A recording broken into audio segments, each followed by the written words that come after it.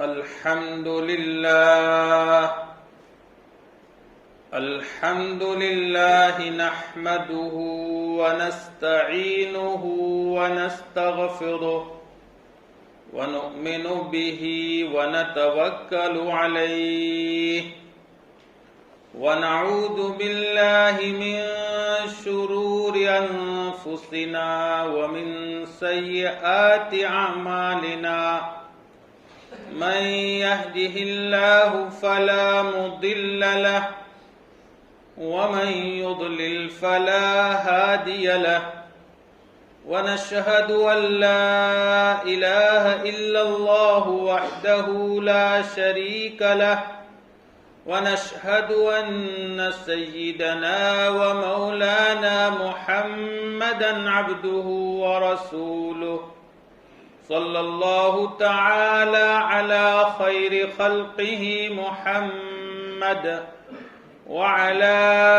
آله وأصحابه وأزواجه وأتباعه وبارك وسلم تسليما كثيرا كثيرا أما بعد فأعوذ بالله من الشيطان الرجيم بسم الله الرحمن الرحيم يا أيها الذين آمنوا قوا أنفسكم وأهليكم نارا وقودها الناس والحجارة عليها ملائكة غلاظ شداد لا يعصون الله ما أمرهم ويفعلون ما يؤمرون وعن عبد الله بن عمر رضي الله تعالى عنهما قال سمعت رسول الله صلى الله عليه وسلم يقول كلكم راع وكلكم مسؤول عن رعيته الإمام راع ومسؤول عن رعيته والرجل راع في أهله ومسؤول عن رعيته والمرأة راعية في بيت زوجها ومسؤولة عن رعيتها والخادم راع في مال سيده ومسؤول عن رعيته فكلكم راع ومسؤول عن رعيته أو كما قال رسول الله صلى الله عليه وسلم صدق الله مولانا العلي العظيم وصدق رسوله النبي الكريم ونحن على ذلك لمن الشاهدين والشاكرين والحمد لله رب العالمين يا رب صل وسلم دائما أبدا على حبيبك خير الخلق كلهم يا رب صل وسلم دائما أبدا على حبيبك خير الخلق كلهم يا رب صل وسلم دائما أبدا على حبيبك خير الخلق كلهم. معزز علماء کرام، محترم بزرگوں اور عزیز بھائیوں، اللہ جل جلالہ نے اس پوری کائنات کو صرف اور صرف مسلمانوں کے لیے سجایا. اس کائنات کو صرف اور صرف اہل ایمان کے لیے بنایا. دنیا میں باقی جتنی مخلوق ہے وہ اس کائنات میں انسان کی برکت سے اور اس کے واسطے سے کائنات سے فائدہ اٹھاتے. اور اس کی سب سے بڑی دلیل یہ ہے کہ اللہ تعالیٰ نے اس کائنات میں سب سے پہلے اپنے مومن بندے کو بھیجا ہے، اور یہ کائنات اسی وقت تک رہے گی جب اس پوری کائنات میں اللہ کے نام لینے والے بندے رہیں۔ جب اس دنیا میں اللہ اللہ کہنے والے نہیں رہیں گے، اس کائنات کو اٹھا دیا جائے گا، کائنات کا یہ نظام لپیٹ دیا جائے گا، کائنات کو درہم برہم کیا جائے گا۔ لیکن جب تک اہل ایمان اس دھرتی پر باقی رہیں گے، یہ کائنات باقی رہے گی۔ پوری کائنات کو ایمان والوں کے لیے بنایا اور سجایا ہے، تو پھر ایمان والوں کو کس کے لیے بنایا؟ ایمان والوں کو اللہ تعالیٰ نے جنت کے لیے بنایا۔ ایمان والے جنت میں جائیں گے، اور جنت میں ایمان والوں کے علاوہ کوئی نہیں جائے گا، صرف اور صرف ایمان والے۔ اللہ کا شکر بجا لانا چاہیے کہ اللہ نے اسی جماعت میں ہم سب کو پیدا فرمایا۔ بہت شکر ادا کرنا چاہیے، اللہ کا بے پناہ احسان ماننا چاہیے۔ دنیا بھی اہل ایمان کی خاطر اور آخرت کی ابد الآباد کی خوشحال نعمتوں بھری جو جنت ہے، وہ بھی اہل ایمان کی خاطر۔ اللہ کو اہل ایمان کتنے پسند ہیں، ایمان والے بندے اللہ کے یہاں کتنا جو ہے قریبی مقام رکھتے ہیں، یہ اللہ رب العزت نے جو نظام بنایا اس سے سمجھ میں آتا ہے۔ وہ الگ بات ہے کہ ہمیں اپنا مقام سمجھ میں نہیں آتا۔ پروردگار نے جب اہل ایمان کے لیے جنت بنائی ہے تو پروردگار نے یہ نظام بھی بنایا ہے کہ اہل ایمان سیدھے جنت میں جائیں۔ سیدھے جنت میں جانے کا مطلب یہ ہے کہ جہنم سے بچے رہیں، جہنم کے نزدیک بھی نہ جا سکیں۔ تو اللہ نے یہ نظام بھی بنایا اور اہل ایمان کو یہ سمجھایا کہ میری تمنا اور میری چاہت یہ ہے کہ میرے مومن بندے سیدھے جنت میں جائیں، جہنم میں نہ جائیں۔ اب مومن بندے سیدھے جنت میں کیسے جائیں، جہنم سے کیسے اپنے آپ کو بچیں؟ قرآن کریم میں بے شمار ہدایات ہے، ان میں سے ایک آیت کریمہ آپ کے سامنے تلاوت کی گئی ہے جس میں اللہ بڑے پیار بھرے انداز میں یا ایھا الذین آمنو، اے ایمان والو، بڑا پیارا یہ خطاب ہے۔ پروردگار ہمیں کہے اے میرے ماننے والو۔ ایمان والے کون ہوتے ہیں؟ اللہ کو ماننے والے ہوتے ہیں۔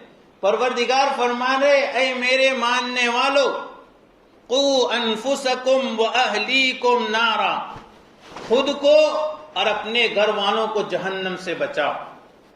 اللہ یہ چاہتے ہیں، اللہ کی یہ مرضی ہے، اس نے نظام بنایا ہے اور بندوں کو اور ایمان والوں کو سیدھے جنت میں بھیجنے کے لیے بے شمار انبیاء بھیجے ہیں، اپنی کتابیں نازل کی ہیں، اور قیامت تک آپ صلی اللہ علیہ وسلم کے وارثین علماء اور آپ صلی اللہ علیہ وسلم کے دین کے داعی یہ ہر آن سے یاد دلاتے رہیں گے کہ تیرا سیدھا راستہ جنت ہے، تو اپنے آپ کو ادھر متوجہ نہ کر، اپنے آپ کو جنت میں لے جا، جہنم میں جانے سے اپنے آپ کو بچا۔ قرآن کریم میں یہ آیت ہمیں چیلنج کرتی ہے، یا ایھا الذین آمنوا قوا انفسکم واہلیکم نارا، ایمان والو اپنے کو اور اپنے گھر والوں کو آگ سے بچاؤ۔ آگ سے بچاؤ، کیسی آگ؟ اس کے لیے اللہ رب العزت نے زبردست نقشہ کھینچا، وقودها الناس والحجارہ، جس کا ایندھن لوگ اور پتھر ہوں گے۔ جہنم کو بھی لوگوں سے بھڑکایا جائے گا، جہنم کا ایندھن بھی انسان ہوں گے۔ اللہ ہی فرما رہے میں نے انسانوں میں ایک بڑے اہم طبقے کے لیے جنت بنائی ہے، لیکن اگر وہ اپنا مقام نہیں پہچان سکیں گے تو پھر جہنم بھی ہے، جہنم بھی ہے، جس جہنم کو بہکایا جائے گا، دہکایا جائے گا، بھڑکایا جائے گا، اور جس میں الاؤ میں اس کو روشن کرنے کے لیے پہلے ڈالے جائیں گے وقودها الناس والحجاب، اور اس جہنم پر مسلط فرشتے ہوں گے، علیہا ملائکۃ غلاد شداد لا یعصون اللہ ما امرہم ویفعلون ما یؤمرون، اتنے تنخو سخت مزاج فرشتے ہوں گے جو جہنم میں جلنے والوں کی چیخ و پکار سے متاثر نہیں ہوں گے، جہنم میں جلنے والوں کے واویلا سے ان کے دل میں رحم نہیں آئے گا۔ اللہ تعالیٰ نے ایسے تنخو سخت مزاج فرشتے وہاں مقرر کر رکھے ہیں کہ وہاں تو پروردگار کا جو حکم ہوگا فلاں بندے کو اوندے منہ گھسیٹ کر جہنم میں ڈال دو، فرشتے پھر نہیں دیکھیں گے وہ کیا چلا رہا ہے، کیا چیخ رہا ہے، کس طرح واویلا کر رہا ہے، وہ کیا دہائی دے رہا ہے، کچھ بھی نہیں، اسے بس وہ گھسیٹ کر کے جہنم میں ڈال دیں گے۔ علیہا ملائکۃ غلاد شداد لا یعصون اللہ ما امرہم ویفعلون ما یؤمرون، جو حکم ملے گا وہ تو بس پابند ہے، اس حکم کے تحت گھسیٹ کر کے جہنم میں ڈال دیں گے۔ تو اللہ ہم سے محبت فرماتے ہیں، اللہ یہ چاہتے ہیں، اللہ رب العزت نے نظام بنایا ہے کہ جن کی خاطر میں نے دنیا کو بھی آباد کیا، جن کی خاطر جنت کی نعمتیں بھی رکھی ہے، میرے وہ بندے اپنے آپ کو جہنم سے بچائے رکھے، اپنے آپ کو جنت والے راستے پر ڈالے رکھے، وہ بھول سے بھی جہنم کی طرف نہ جائیں۔ لیکن جہنم سے بچیں کیسے؟ یاد رکھیے جہنم سے بچنا صرف اور صرف گناہوں سے بچنے کے نتیجے میں ہے۔ اگر یہ سمجھتے ہیں کہ نیکیاں کر کے سیدھے جنت میں چلے جائیں گے، بھلے گناہوں کا انبار ہمارے کھاتے میں ہو، ایسا ممکن نہیں ہے۔ عادت اللہ یہ نہیں ہے، خدا کا فضل ہو الگ بات ہے۔ نظام جو بنا ہے وہ کہ اللہ تعالیٰ نے اس دنیا میں ہر بندے کو اس سے بھی آگاہ کیا ہے، یہ جرم، یہ گناہ، اس کی یہ سزا ہے، اور بعض جرائم ایسے، بعض گناہ ایسے جن کی سزا دنیا میں بھی ملتی ہے، ہاں کچھ گناہ ایسے ہیں جن کی سزا آخرت میں ملتی ہے۔ اس لیے اگر گناہ بھری زندگی لے کر بندہ جائے گا، اپنے آپ کو اس نے نماز کا پابند بنایا، اپنے آپ کو اس نے روزے کا پابند بنایا، اپنے آپ کو اس نے زکوٰۃ کا پابند بنایا، اس نے حج کر دیا، اس نے بہت سارے عمرے کیے، تلاوت کا بھی وہ پابند ہے، نفلی عبادات کا بھی وہ پابند ہے، صف اولیٰ کا بھی وہ پابند ہے، لیکن اگر اس سے گناہ بھی سرزد ہوتے، لیکن اگر وہ گناہوں سے نہیں بچتا، لیکن دوسروں کو تکلیف دینے سے نہیں بچتا، دوسروں کو پریشان کرنے سے نہیں بچتا، جو حقوق اس کے ذمے اور ہے، اللہ تعالیٰ نے اپنی عبادت کے ساتھ اپنے بندوں کے حقوق وابستہ کیے ہیں، اگر ان حقوق سے نہیں بچتا تو وہ بھول میں ہے، وہ سیدھا جنت میں چلا جائے، اس لیے کہ خدا کا نظام ہے، ان حقوق کی ادائیگی ضرور ہے۔ حدیث پاک میں یہی نقشہ کھینچا گیا۔ سرکار دو عالم صلی اللہ علیہ وسلم نے ایک مرتبہ صحابہ کرام کے سامنے یہ سوال قائم کیا، اتدرون من المفلس، بتاؤ تم میں کنگال، فقیر اور خالی ہاتھ کون ہے؟ مفلس کون ہے؟ مسکین کون ہے؟ محتاج کون ہے؟ صحابہ کرام نے وہی جواب دیا جو عام لوگوں کے ذہنوں میں ہوتا ہے اور ہمارے ذہن میں بھی ہے، فرمایا وہ شخص ہے جس کے پاس نہ دینار ہو نہ درہم ہو، یعنی جس کے پاس مال و دولت نہ ہو، زندگی گزارنے کے لیے اسباب زندگی نہ ہو، ضروریات زندگی اس کے پاس نہ ہو، تو وہ کنگال ہے۔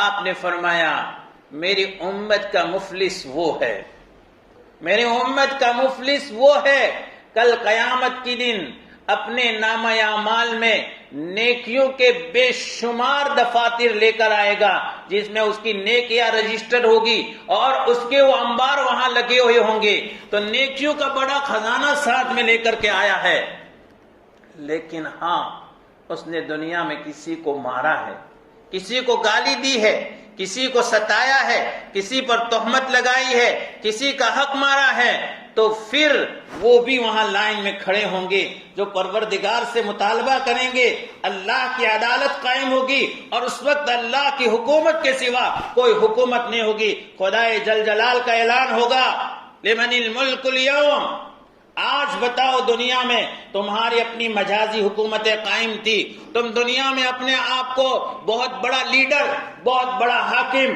بہت بڑا فرمانروا، بہت بڑا سربراہ جانتے تھے، بتاؤ آج حکومت کس کی ہے؟ کوئی جواب دینے کی طاقت کہاں رکھے گا؟ پروردگار خود جواب دیں گے، للہ الواحد القہار، اس ایکتا اللہ کی ہے جو زبردست ہے اور جس کا سب پر جو ہے غلبہ ہے۔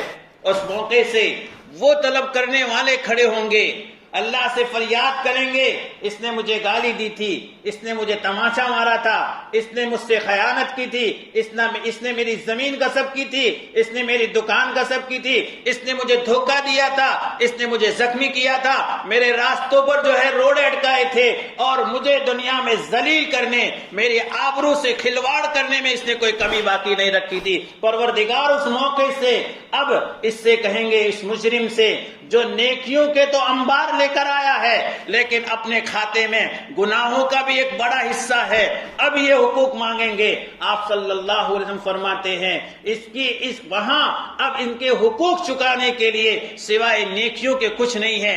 وہ ماں کے پیٹ سے جیسا آیا تھا دنیا سے خالی ہاتھ جاتا ہے، یہ مال و دولت جس کی خاطر اس نے دنیا والوں میں اپنے آپ کو جو ہے ذلیل کیا، اور یہ مال و دولت جس کی خاطر اس نے حقوق غصب کیے، یہ مال و دولت جس کے خاطر بندوں کے ساتھ اس نے ناروا سلوک کیا، یہ سب یہاں چھوڑ کر جائے گا۔ وہاں تو حقوق ادا کرنے کے لیے اس کے پاس ایک پائی بھی نہیں ہوگی۔ اس موقع سے پروردگار کا نظام ہے کہ وہاں سے اس کی نیکیاں نکال کر کے ان حقوق والوں کو دی جائے گی، یہ ساری نیکیاں ان کو دی جائے گی اور یہ نیکیاں ان حقوق والوں کو ملے گی۔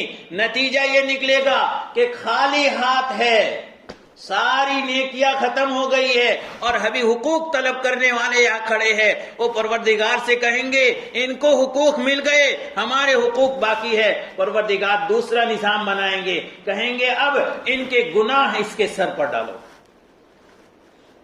ان کے گناہ اس کے سر پر ڈالو، اور یہ گناہ ان کے سر پر ڈالے جائیں گے، اور نتیجہ نکلے گا ان گناہوں کے انبار کے تلے وہ دب جائے گا۔ کہاں تو حال یہ تھا بے شمار نیکیاں لے کر کے آیا تھا اپنے خزانے میں، بے شمار نیکیاں لے کر کے آیا تھا اپنے نامہ اعمال میں، اس کے رجسٹر نیکیوں سے بھرے ہوئے تھے، لیکن یہ حقوق جو ہے اس نے ضائع کیے تھے۔ کہاں کیا حال ہوگا؟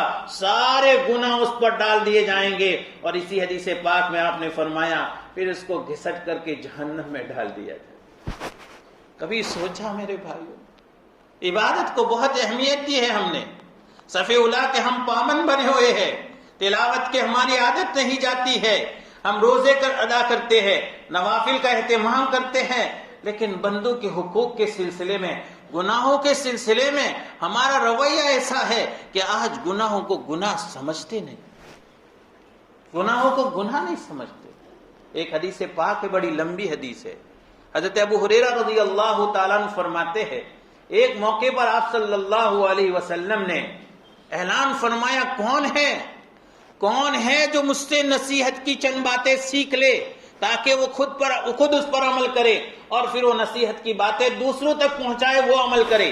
حضرت ابو ہریرہ رضی اللہ عنہ فرمایا، میں نے عرض کیا یا رسول اللہ میں قائم میں کھڑا ہوں، آپ نے میرا ہاتھ پکڑا اور میرا ہاتھ پکڑ کر آپ نے 5 نصیحتیں فرمائی اور گن کر فرمائی 1 2 3 4 5۔ آپ نے سب سے پہلی نصیحت فرمائی، اتق المحارم تکن عبد الناس، گناہوں سے بچو، اللہ کے حرام کی ہوئی چیزوں سے بچو، تم لوگوں میں سب سے بڑے عبادت گزار بن جاؤ۔ عابد ہونے کے لیے لمبی عبادتیں ضروری نہیں ہیں، عابد ہونے کے لیے بہت سارے نوافل کی ضرورت نہیں ہے، عابد اور ولی ہونے کے لیے بہت ساری تسبیحات کی ضرورت نہیں ہے۔ فرائض کا پابند بن جائے اور اس کے بعد اس کا نظام یہ ہو کہ اس کے کھاتے میں کوئی گناہ نہ ہو، اس کے کھاتے میں کوئی گناہ نہ ہو۔ یاد رکھیے وہی دنیا کا سب سے بڑا ولی ہے، دنیا کا سب سے بڑا بزرگ ہے، دنیا کا سب سے بڑا عابد ہے، اور اللہ کے یہاں سب سے مقرب بندہ۔ احادیث میں یہ نقشے بھی کھینچے گئے۔ اللہ کے نبی صلی اللہ علیہ وسلم، صحابہ کرام تشریف فرما ہے، آپ صحابہ کرام سے فرماتے ہیں ابھی ایک صاحب تشریف لائیں گے، وہ جنتی ہے، صحابہ کرام انتظار میں رہے. دیکھے تو صحیح یہ خوش نصیب بندہ کون ہے؟ اللہ کے نبی صلی اللہ علیہ وسلم کا یہ سعادت مند صحابی کون ہے جو بھی مسجد میں آنے والا اور جنتی ہے؟ سب کی نگاہیں دروازے پر لگ گئی. ایک ہلکے پھلکے انصاری صحابی رضی اللہ تعالیٰ عنہ مجلس میں تشریف لائے اور وضو کر کے آپ کے ساتھ شریک ہو گئے مجلس میں. صحابہ کرام تعجب میں رہے. کوئی بہت نمایاں مقام ان کا نہیں تھا، عام صحابہ کرام کی طرح ایک صحابی تھے. صحابہ کرام سوچ میں پڑ گئے کہ کیا بات ہے، اللہ کے نبی صلی اللہ علیہ وسلم نے ان کے لیے جنت کی بشارت سنائی ہے، کوئی بات تو ہے. ان صحابہ کرام میں ایک جلیل القدر صحابی ہے، حضرت عبداللہ ابن عمرو ابن العاص رضی اللہ عنہما. وہ طاق میں رہے. جب وہ صحابی جانے لگے تو جا کر کہہ رہے ہیں میری تھوڑی میرے گھر والوں سے انبن ہو گئی ہے، جی یہ چاہتا ہے کچھ دن آپ کے ساتھ رہو گا. بہت خوش. چلے ان کے ساتھ، ان کے گھر گئے اور 3 رات تک رہے. فرما رہے حضرت عبداللہ ابن عمرو ابن العاص رضی اللہ عنہما میں نے 3 رات تک مسلسل ان کا ایک ایک عمل نوٹ کیا. میں نے دیکھا کہ ان کے اعمال میں کوئی خاص بات نہیں ہے. جیسے ہم نماز پڑھ رہے ہیں وہ بھی نماز پڑھ رہے ہیں، جیسے وہ دوسری فرائض اور واجبات کا اہتمام کر رہے ہیں ہم بھی کر رہے ہیں، گھر والوں کے ساتھ یہ بھی گلے ملے ہوئے ہیں. لیکن میں نے 3 دن تک دیکھا کہ میں نے ان سے کسی کی کوئی غیبت، کسی کی کوئی چگلی، کسی کے بارے میں کوئی غلط بات، کسی کی کوئی برائی، کوئی چیز نہیں سنی. 3 دن تک میں اس طرح رہا.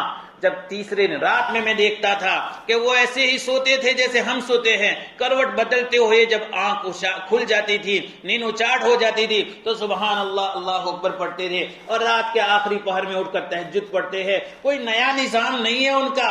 پھر کیا بات ہے؟ اللہ کے نبی صلی اللہ علیہ وسلم نے انہیں جنت کی بشارت سنائی. جانے لگے تو کہا حقیقت یہ ہے میں نے آپ سے ایسے ہی کہا تھا کہ گھر والوں سے انبن ہو گئی ہے. میں تو اس لیے آپ کے ساتھ 3 دن تک رہا کہ میرے آقا صلی اللہ علیہ وسلم نے آپ کے مسجد میں آنے سے پہلے یہ بشارت سنائی تھی کہ ایک صاحب مسجد میں آنے والے ہیں وہ جنتی ہے، اور پھر وہ آپ ہی آنے والے تھے. اس لیے ہمارا یقین ہے آپ جنتی ہے. لیکن آپ کا وہ کون سا مخصوص عمل ہے جو آپ چھپ کر کرتے ہو اور ہمیں پتہ نہ چلا ہو؟ باقی سارے اعمال جو ہمارے سامنے ہے وہی ہے جو ہمارے ہیں. پھر کس عمل کی بنیاد پر تمہیں جنت کی بشارت دی گئی ہے؟ انہوں نے جواب میں کہا کوئی عمل نہیں ہے، مجھے پتہ نہیں ہے، میرے تو یہی اعمال ہے. ہاں ایک بات ہے کہ میں جب صبح اٹھتا ہوں تو میرے دل میں کسی مسلمان بھائی کے بارے میں کوئی کھوٹ نہیں ہوتی، اور جب رات کو سوتا ہوں تو کسی مسلمان بھائی کے بارے میں کوئی کھوٹ نہیں ہوتی. حضرت عبداللہ ابن عمرو رضی اللہ عنہ فرمایا بس یہی بات ہے، یہی بات ہے جو بندے کو جنت میں لے جاتی ہے. میرے بھائیوں کہنے کو یہ معمولی چیز ہے، لیکن ایک مسلمان کے دل میں اپنے مسلمان بھائی کے ساتھ ایسی خیر خواہی کہ اس کے دل میں کوئی کھوٹ نہ ہو. عجیب معاملہ تھا پیارے نبی صلی اللہ علیہ وسلم کے صحابہ کا. عجیب معاملہ ہم سوچ نہیں سکتے. حضرت جریر ابن عبداللہ بجلی رضی اللہ تعالیٰ کا نام سنا ہے. یہ جلیل القدر صحابی ہے، لیکن سرکار دو عالم صلی اللہ علیہ وسلم کی خدمت میں آپ کی اخیر عمر میں آئے ہیں. آپ کی وفات سے 40 روز پہلے، صرف کتنے؟ صرف 40 روز پہلے. یہ 2 سال 10 سال کے جو ہے آپ کے تربیت یافتہ اور آپ کی صحبت یافتہ صحابی نہیں، 40 دن پہلے ایمان لائے ہیں. اللہ کے نبی صلی اللہ علیہ وسلم کی خدمت میں 40 دن پہلے حاضر ہو کر ایمان سے مشرف ہوئے.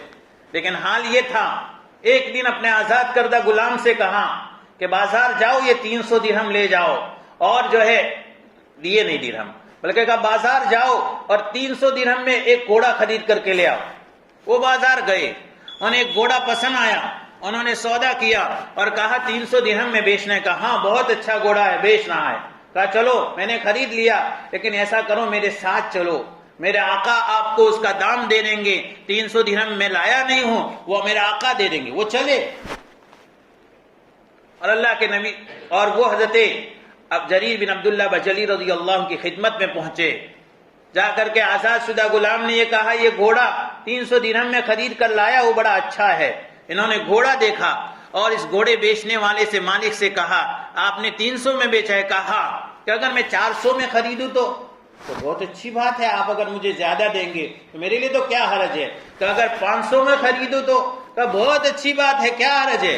کہا 600 میں خریدوں، کہا اور بہت اچھی بات ہے۔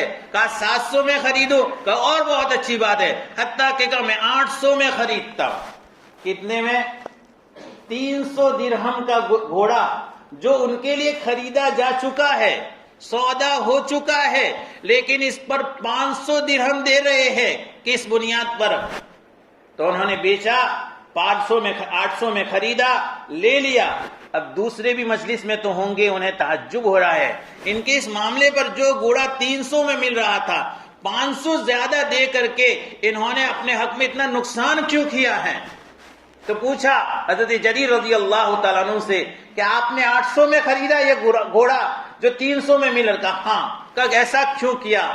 کہا میرے آقا صلی اللہ علیہ وسلم نے مجھ سے عہد لیا تھا، میرے آقا صلی اللہ علیہ وسلم نے مجھ سے عہد لیا تھا میں ہر مسلمان بھائی کی خیر خواہی کروں گا، اور میں اس عہد پر جمع ہوا ہوں۔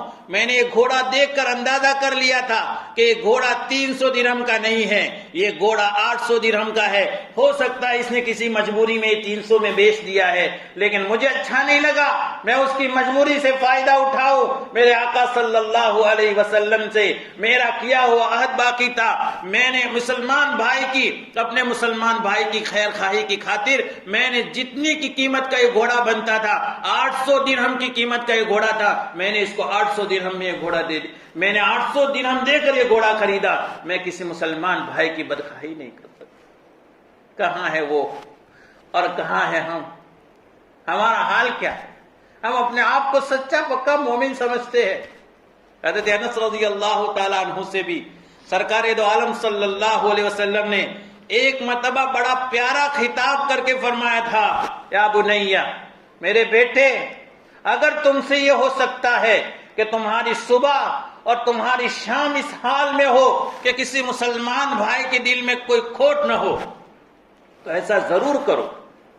پھر آپ نے فرمایا بیٹے یہ میری سنت ہے، ذالک سنتی، اور فرمایا جو میری سنت سے محبت رکھتا ہے وہ مجھ سے محبت رکھتا ہے، اور جس نے مجھ سے محبت رکھی اللہ تعالیٰ کل قیامت میں جنت میں اسے میرا ساتھ نصیب کرے گا، کان معی فی الجنہ۔ ایک مسلمان بھائی کے بارے میں دل میں کھوٹ، ایک مسلمان بھائی کے بارے میں دل میں حسد، ایک مسلمان بھائی کے بارے میں کینہ، ایک مسلمان بھائی کے بارے میں ہمارے اور آپ کے دلوں میں برائیاں، اور پھر ہم اپنے آپ کو سچا پکا مسلمان سمجھے۔ آپ بار بار سن رکھا ہوگا کہ جو مبارک راتیں ہیں ان میں بھی ایسے لوگوں کی مغفرت نہیں ہوتی جو اپنے مسلمان بھائیوں کے سلسلے میں کسی طرح کا دل میں کینہ اور کھوٹ رکھتے ہیں۔ اس لیے میرے بھائیوں، ہمیں براہ راست جنت میں جانے اور جہنم سے حفاظت کے لیے ہمارے پروردگار ہمیں چیلنج کر رہے ہیں، یا ایھا الذین آمنوا قوا انفسکم واہلیکم نارا، خود کو بھی اور اپنے گھر والوں کو جہنم کی آگ سے بچاؤ۔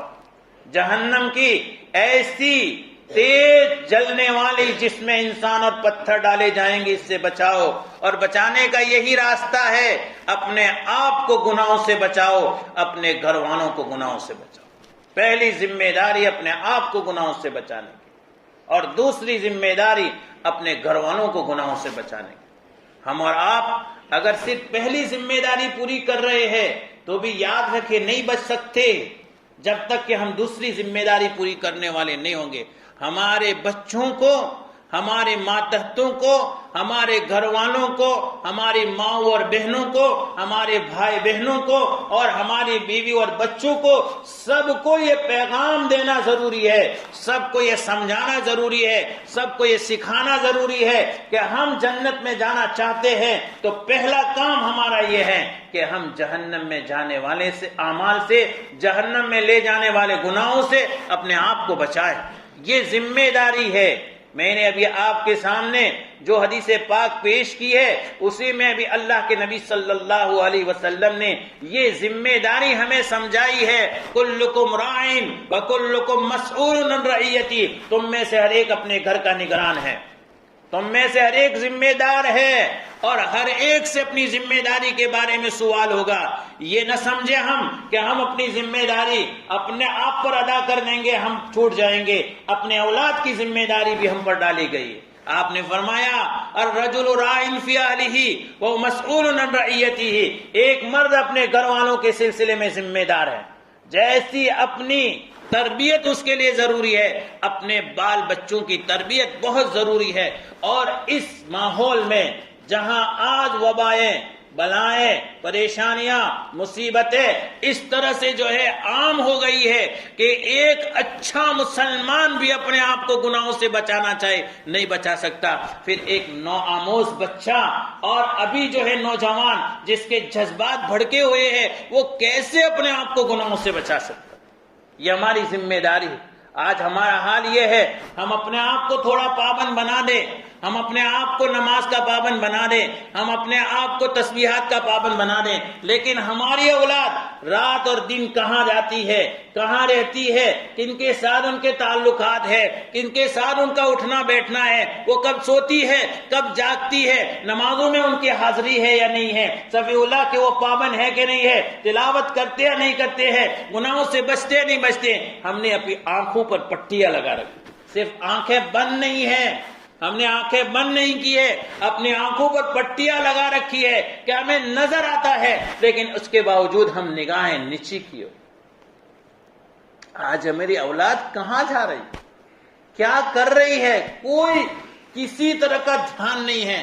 آنکھوں کے سامنے کیسے کیسے گناہوں میں مبتلا ہے, اور ہم اور آپ اس اطمینان سے بیٹھے ہو کہ میں تو پابند ہوں, میں تو نماز پڑھتا ہوں, میں تو روزہ رکھتا ہوں, میرا لباس اسلامی ہے, میرا لباس شرعی ہے. میرے بھائیوں, یہ بات یقین سے سنیے اور اللہ کے نبی صلی اللہ علیہ وسلم کا یہ ارشاد دل میں اتاریے, الا کلکم راعٍ وکلکم مسئول عن رعیتہ, تم میں سے ہر ایک ذمہ دار ہے اور کل قیامت کے دن اللہ تعالیٰ کے یہاں اس کا سوال ہونے والا ہے.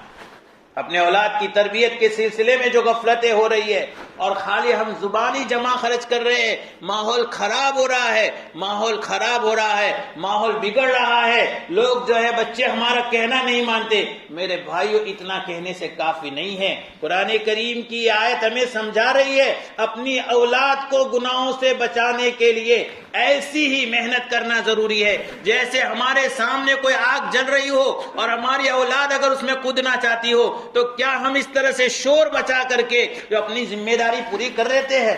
نہیں, ہمیں معلوم ہے ہماری اولاد اگر آگ میں گرنا چاہتی ہے ہم اس کو پکڑنے کی کوشش کرتے ہیں. اگر ہماری کوشش کامیاب نہیں ہوتی ہم دوسروں سے درخواست کرتے ہیں, ان کے پاؤں پکڑتے ہیں, میرا بچہ غلط جو ہے آگ میں جا رہا ہے, وہ خودکشی کر رہا ہے, اپنے آپ کو جلا رہا ہے, اللہ کے واسطے بچا دیجئے, اللہ کے واسطے. ساری ایڑی چوٹی کا زور لگا دیں گے. پھر کیا بات ہے, دنیا کی اس آگ کے بچانے کے لیے تو آپ جو ہے اتنے زیادہ پریشان ہو جاتے ہیں, اتنا زیادہ حرکت میں آ جاتے ہیں, اور ہماری اولاد ہماری آنکھوں کے سامنے جہنم کے آنکھ میں گر رہی ہے, جہنم کی آگ میں گر رہی, نمازیں نہیں پڑھتی. ہم میں سے کون ہے جو اپنے اولاد کو محبت سے سمجھاتا ہے, اور اگر سمجھاتا بھی ہے تو کہتا ہے اولاد نہیں مانتی. ہم کہتے ہیں نماز کے لیے, اولاد نہیں مانتی. ہم ان کو کہتے ہیں جو ہے اچھے ماحول میں رہنے کے لیے, اولاد نہیں مانتی. ہم ان سے کہتے ہیں اپنے برے دوستوں سے جو ہے قطع تعلق کر لے, اولاد نہیں مانتی. یہ عذر لنگ ہے.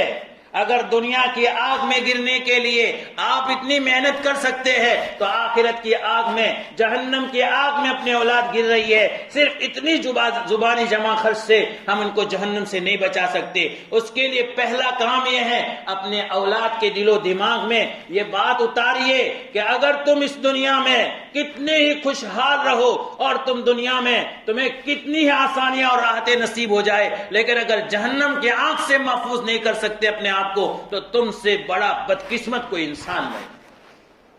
اور پھر محنت کر ڈالیے, کوشش کر ڈالیے, ان کے ہاتھ پکڑ لیجئے, انہیں محبت سے سمجھائیں, انہیں بتائیں میرے بچے میں تیرا صحیح معنی میں خیر خواہ ہوں, اور اگر تو دین کی باتوں پر نہیں چلتا تو پھر میرا تیرا کوئی تعلق نہیں, میرا تیرا کوئی رشتہ نہیں ہے. بتائے آج ہم میں سے کبھی کسی نے ایسا کیا ہے؟ حضرت عبداللہ بن عمر رضی اللہ عنہ کا واقعہ مشہور ہے. فرما رہے ایک موقع پر کہ اللہ کے نبی صلی اللہ علیہ وسلم نے ارشاد فرمایا کہ تمہاری عورتیں اگر تمہیں مسجد میں جانے کی تم سے اجازت مانگے تو اجازت دے دو.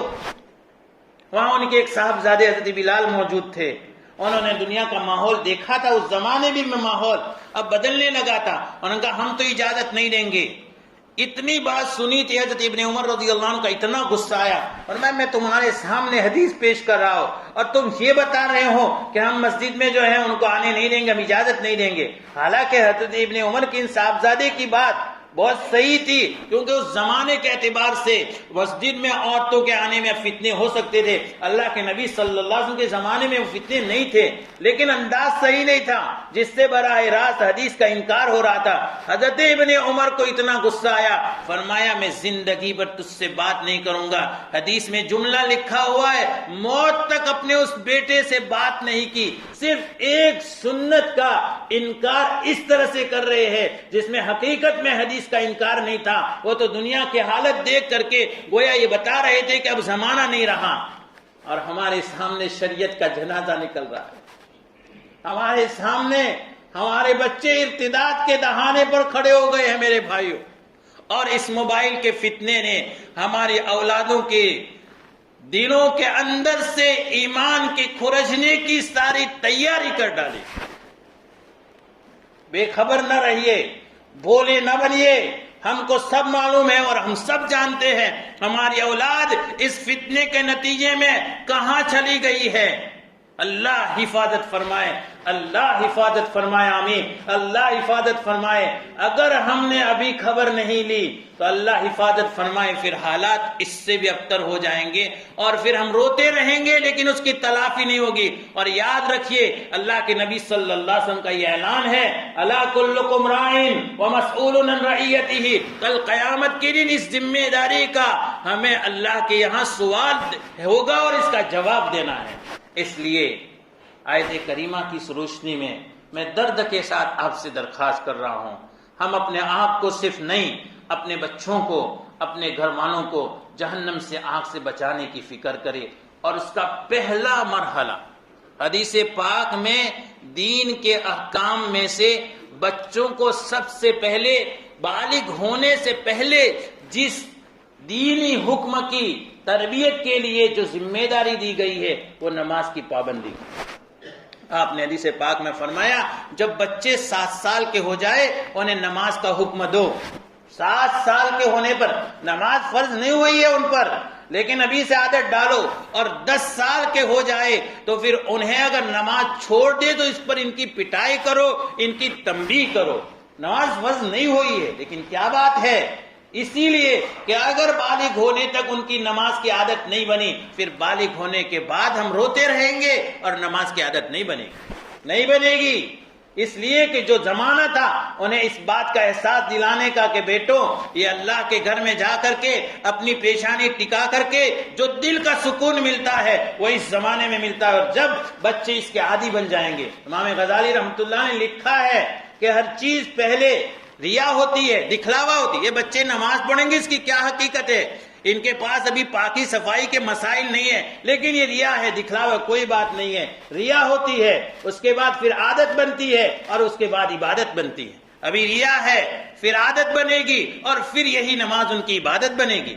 ہم اور آپ یہ سمجھ کر کے جب بالغ ہو جائیں گے خود پڑھیں گے. میرے بھائیو یہ بڑی بھول ہے ہماری. تو پہلا کام اپنی اولاد کے سلسلے میں انہیں نماز کا اہتمام کروانے کی ذمہ داری ہے. اگر اس سے غفلت برت رہے ہیں یہ ہماری بھول ہے. اور دوسرا اہم کام، ہم ان کے لیے دعاؤں کا اہتمام کریں. ان کی دنیا کے لیے کتنی دعائیں کرتے، ایگزام ہو اور بھی کسی طرح کا دنیاوی معاملہ ہو، اللہ والوں سے جا کر دعا کرواتے ہیں. بچے کے لیے دعا کر دینا. دین اتنا سستا ہے، آخرت اتنی آسان ہے کہ ہم دنیا کے لیے تو دعائیں کروائیں اور خود دعاؤں کا اہتمام کریں. دیکھو اگر ہمارے بچے اب بھی غفلت کی زندگی گزار رہے ہیں، اپنے اللہ سے فریاد کریں، اللہ کے سامنے گڑ گڑائیں، روئیں اور دعا کا اہتمام کریں کہ پروردگار ہمیں بھی اور ہمارے بچوں کو بھی اور ہمارے گھر والوں کو بھی ہدایت نصیب فرما. یہ 2 کام کر لے، انشاءاللہ ہماری اولاد کی جو ہم پر ذمہ داری ڈالی گئی ہے اس کی ذمہ داری کی ادائیگی ہم سے ہو جائے گی۔ اس لیے اپنے بچوں کو پہلے سے ہی 7 سال اور 10 سال سے اہتمام سے نمازوں کا عادی بنائیے۔ نمازیں بہت ساری خرافات سے بچا دے گی انشاءاللہ، اور دعاؤں کا اہتمام کرے۔ اللہ تعالیٰ ان کہی ہوئی باتوں پر ہم سب کو عمل کرنے کی توفیق عطا فرمائے، آمین۔ وآخر دعوانا الحمدللہ رب العالمین۔